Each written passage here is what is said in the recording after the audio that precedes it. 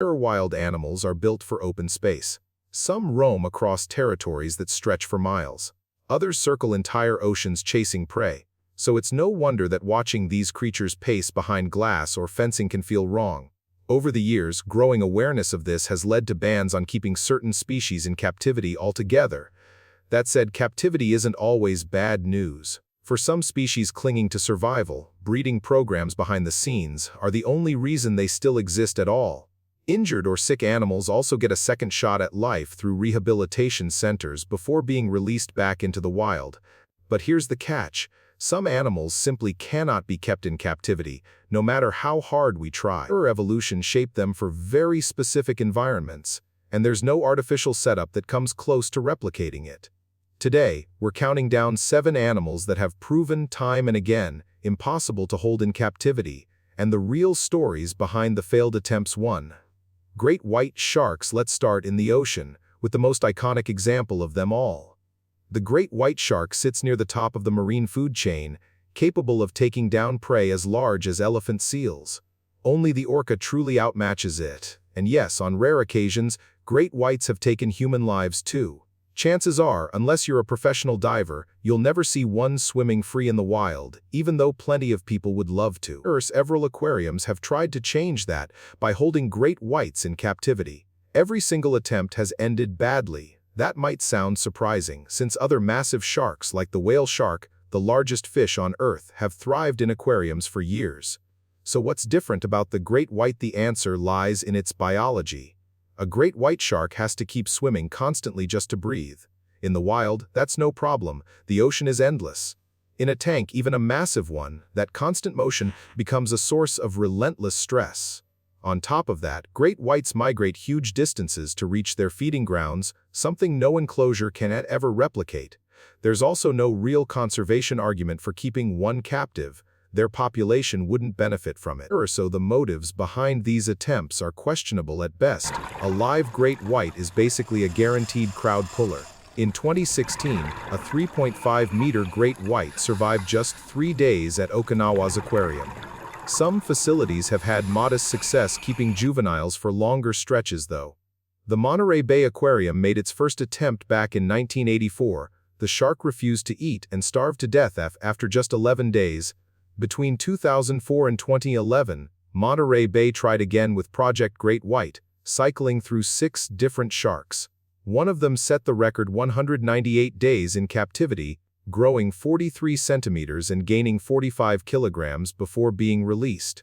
To this day, Monterey Bay remains the only aquarium to have kept a great white alive for longer than 16 days. Since 2011, no aquarium has attempted it again. And honestly, these predators belong exactly where they are, out in open water too. Mountain gorillas. Gorillas have lived in zoos for over a century. But look closely at any zoo gorilla exhibit, and you'll notice something: none of them are mountain gorillas. Every attempt to keep this particular subspecies alive in captivity has failed. Today, seeing a mountain gorilla means booking a guided trek into the wild, since there are only around 1063 left on the planet. Back in the 1960s and 70s, several attempts were made to capture mountain gorillas for breeding programs, usually by killing the adults to take the infants. Every single captured infant died within a short time. That's strange, considering other gorilla subspecies generally adapt fine to captivity. Experts have floated a few theories. Some point to an extremely specialized wild diet that simply can't be reproduced anywhere else. Others believe it comes down to trauma. The sheer stress of capture itself might be lethal. These are animals that live quiet, secluded lives deep in Africa's misty mountain forests. The noise, disruption, and sudden environmental shift of captivity may just be too much for their systems to handle. Given their endangered status and the grim track record, no one has attempted this since. And that's probably for the best. These gorillas deserve to live out their lives undisturbed in the mountains. 3. Gray whales. Walk through any zoo or aquarium, and you won't find an enclosure built for the biggest whales. Smaller species like belugas can manage in captivity, but giants like the blue whale never have. There's one large whale species, though, that has been held in captivity for short stretches, sometimes successfully, sometimes not. In 1965, a gray whale named Jiggy was captured for research. She died just 2 months later, likely from an infection tied to the stress of capture. In 1972, a second whale, also named Jiggy, fared better, living a full year before being released back into the ocean. Then in 1997, a young gray whale beached herself off the California coast and was rushed to SeaWorld San Diego. Her named JJ. She spent 14 months there before being released once she outgrew the facility. JJ still holds the record as the largest marine mammal ever kept in captivity. She weighed 8.7 metric tons at release. Feeding a gray whale in captivity is uniquely tricky since they don't eat like other baleen whales. In the wild, they dive to the seafloor, scoop up sediment, and filter out crustaceans. To copy this, JJ's keepers scattered fish across the bottom of her pool, though eventually she learned to take food straight from her handlers. Every gray whale ever kept in captivity has been a juvenile. A fully grown adult would be an entirely different story. There's simply no facility on Earth built to hold one. Interestingly, gray whales seem to handle captivity better than most whales, likely because they're naturally more social. Some even approach boats voluntarily in the wild. Still, that doesn't mean they belong behind walls. Juveniles might survive extended stays, but no pool anywhere could ever house an adult four. The Indri giant lemurs are a zoo staple, and for good reason. Captive breeding is often the only lifeline left for many species from Madagascar, one of the most biodiverse and most endangered ecosystems on the planet. But one species breaks that pattern entirely: the Indri. The Indri is among the largest lemur species, weighing up to 15 kilograms and stretching almost 1.2 meters with limbs extended. They are famous for an eerie, wailing call that can carry up to 4 kilometers through the forest. With only an estimated 1,000 to 10,000 left in the wild, a captive breeding program sounds like exactly what conservationists would want. Unfortunately, it just doesn't work. Most Indris don't survive past a year in captivity. In the wild, they live in small family units, leaping between treetops at impressive heights, conditions no enclosure can recreate. They also travel long distances for a highly specific diet that simply doesn't exist outside Madagascar's forests.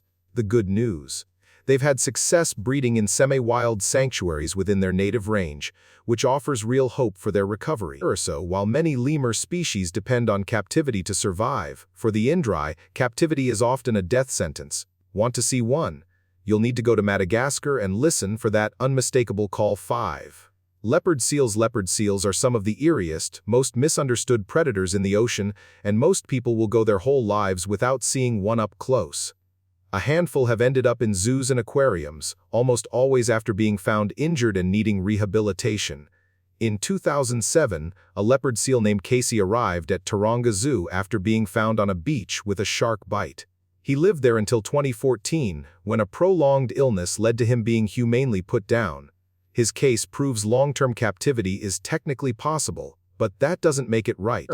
Unless an animal genuinely can't survive in the wild, this shouldn't happen. Like orcas, leopard seals are remarkably intelligent, with dietary needs that are nearly impossible to fully replicate. Young seals filter krill using their oddly shaped teeth, then graduate to hunting penguins, fish, sharks, and even other seals as adults. Recreating their icy Antarctic habitat is one obstacle, though it's a bit easier for the leopard seals that occasionally roam toward Australia and New Zealand. But the bigger issue is behavior. In the wild, leopard seals are only hunted by orcas, which makes them bold, playful, and unpredictable, sometimes dangerously so. They've been responsible for at least one human death. That combination, cruelty toward the animal and real danger toward keepers, is exactly why you'll never see one at your local aquarium. If you want to spot one yourself, you're looking at a trip to the frigid waters around Antarctica 6. Narwhals. Narwhals are instantly recognizable thanks to that spiraled tusk, a feature no other whale species has. They share Arctic waters with a close cousin, the beluga, and the two have even interbred to produce hybrids in the wild. Belugas, notably, adapt fairly well to captivity and are relatively easy to train. Narwhals are a different story entirely. In 1969, the New York Aquarium attempted to raise a young narwhal after his mother was killed by hunters. They even brought in a beluga to act as a surrogate. The calf died in under a month. A year later, Vancouver Aquarium tried again, bringing in a male named Keela Luguk, followed shortly by 2 females and 3 calves. It started with excitement, a rare chance to see an animal almost no one gets to witness up close.